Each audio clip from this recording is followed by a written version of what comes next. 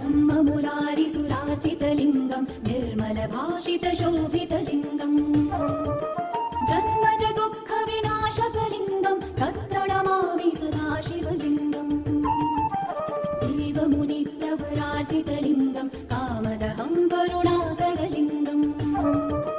रावणदर्पविनाशनलिङ्गं तत्प्रणमामि सदा शिवलिङ्गम्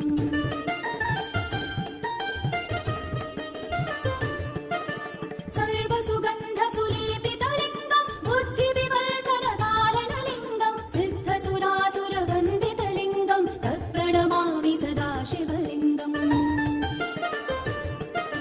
कनकमहामणिभूषितलिङ्गं फणिपतिवेष्टितशोभितलिङ्गम् दक्षसुयज्ञविनाशनलिङ्गं तत्प्रणमामि सदा शिवलिङ्गम्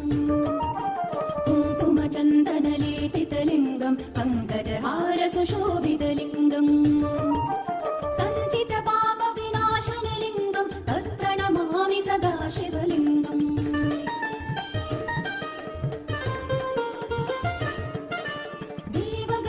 देवगणार्चितसेवितलिङ्गं भावैर्भक्तिभिरेव च लिङ्गं दिनकरकोटिप्रभाकरलिङ्गं तत्प्रणमामि सदा शिवलिङ्गम् अष्टदलोपरिवेष्टितलिङ्गं सर्वसमुद्भवकारणलिङ्गम् अष्टदरिद्रविनाशकलिङ्गं तत्प्रणमामि सदा शिवलिङ्गम्